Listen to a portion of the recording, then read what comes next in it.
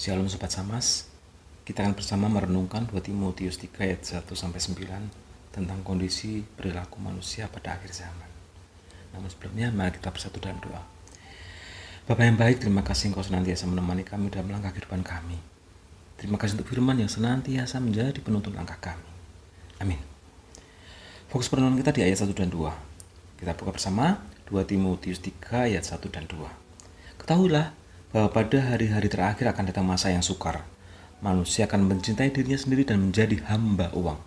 Mereka akan membual dan menyombongkan diri. Mereka akan menjadi pemfitnah. Mereka akan berontak terhadap orang tua dan tidak tahu berterima kasih. Tidak mempedulikan agama. Sobat Samas, ayat 1 mengatakan bahwa akan tiba masa sukar. Dan ayat 2-9 adalah penjabarannya dari masa sukar itu yang berhubungan dengan kemerosotan moral. Mari kita bersama merenungkan beberapa poin di ayat 2. Pertama tadi disebutkan tentang mencintai diri sendiri. Sobat Samas, saya suka ngobrol dengan anak-anak dan mengamati perilaku mereka. Mereka suka bilang, "Ma, lihat nih," atau "Pa, lihat aku. Pak, aku lihat saya bisa kali-kalian loh. Pak, lihat bolpenku ada lampunya loh, bagus kan?" Dan lain sebagainya. Tapi Sobat Samas, ternyata perilaku anak-anak ini mirip dengan orang dewasa. Para istri, para suami, tetangga, bos, pekerja, saudara kita, dan lain-lain. Yaitu, kita ingin untuk disorot. Pusatnya adalah diri kita. Yang kedua, kita lebih tertarik pada kepentingan diri sendiri. Ketiga, kita ingin merasa penting. Dan empat, keinginan terbesar kita adalah mendapat persetujuan dari orang lain. Ya, jadi benarlah firman tadi, bahwa manusia cenderung untuk mencintai diri sendiri. Sobat Samas, kalau begitu, sebagai anak Tuhan kita harus bagaimana?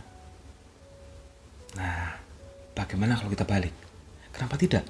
Kita mencoba memperhatikan orang lain dan menyorotkan lampu sorot kita kepada orang lain. Caranya, pertama-tama kita belajar untuk menjadi pendengar yang baik. Kita tentu sering dengar kutipan bahwa Tuhan menciptakan 2 telinga dan 1 mulut. Artinya kita mendengar 2 kali lebih banyak daripada bicara. Nah, cuman masalahnya mulut itu letaknya di depan. Jadi rasanya kita pengen ngomong terus. Nah, di sini kita perlu mohon hikmat Tuhan untuk bisa taat sama firman Tuhan di Yakobus 1. Setiap orang hendaklah cepat untuk mendengar, tapi lambat untuk berkata-kata, dan juga lambat untuk marah. Cara kedua, kita memberikan pengakuan bahwa orang lain itu penting. Dan cara ketiga, kita berusaha memberikan pujian kepada orang lain. Apakah Anda suka memuji orang lain? Sobat Samas tahu nggak? Kalau sebenarnya kita ini kaya loh. Kita ini kaya akan pujian. Kita punya banyak. Tinggal kita mau nggak memberikan pujian itu kepada orang lain. Dan berita baiknya, kita nggak akan pernah kehabisan. Dan kita nggak perlu kulaan, kita kaya.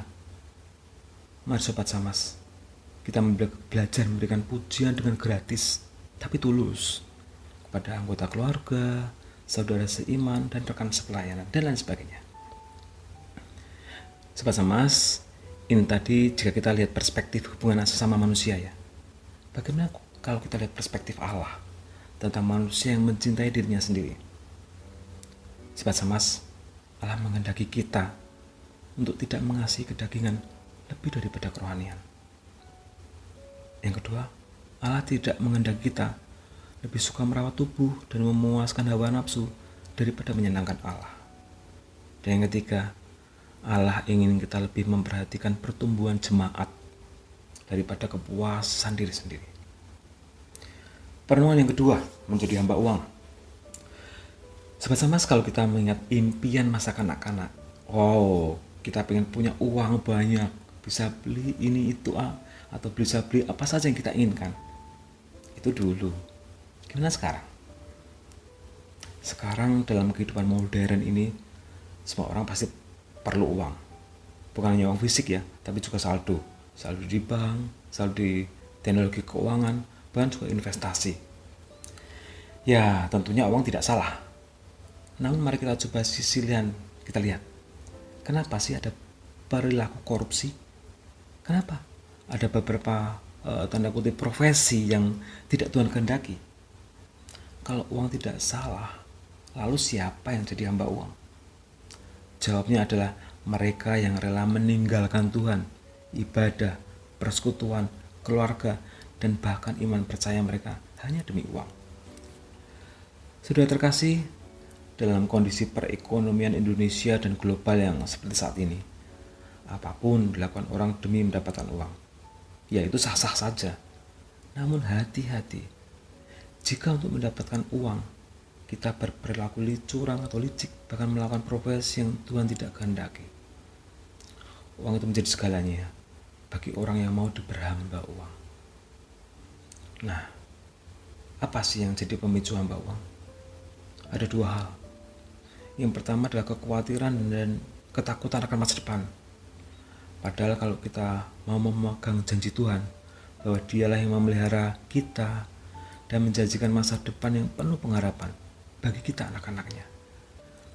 Ada di 1 Petrus 5 ayat 7 dan Yeremia 29:11. Yang kedua adalah ketamakan. Sama-sama saya pernah ikut kegiatan yang namanya GKI Membaca Diri. Waktu itu temanya keogah harian. Apa itu keogah harian? Singkatnya adalah sebuah kehidupan sehari-hari yang bersahaja seperti yang Kristus teladankan. Salah satu tips supaya kita tidak tamak dan menjadi hamba uang yaitu dengan mencukupkan diri dan bersyukur. Seperti firman Tuhan di Ibrani 13 ayat 5. Janganlah kamu menjadi hamba uang dan cukupkanlah dirimu dengan apa yang ada padamu. Karena telah berfirman, aku sekali-kali tidak akan membiarkan engkau dan aku sekali-kali tidak akan meninggalkan engkau. Sobat Semas, hanya 2 poin yang kita renungkan hari ini dari keseluruhan perikop yang menjabarkan mengenai kemerosotan moral manusia. Firman Tuhan hari ini cukup jelas, menjadi sebuah peringatan bagi kita untuk kita tidak ikut arus. Baik, mari kita tutup sama-sama dengan doa. Terima kasih ya Bapa, Engkau telah mempersiapkan kami menghadapi keadaan akhir zaman dan memiliki kehidupan yang berorientasi pada sesama, penuh rasa syukur, mencukupkan diri, serta berlaku jujur. Pagari kami ya Tuhan dengan kebenaran firman-Mu, hingga kami menjalani hidup dengan bersandar penuh pada kasih dan kebenaran-Mu. Dalam nama Tuhan Yesus kami berdoa. Amin.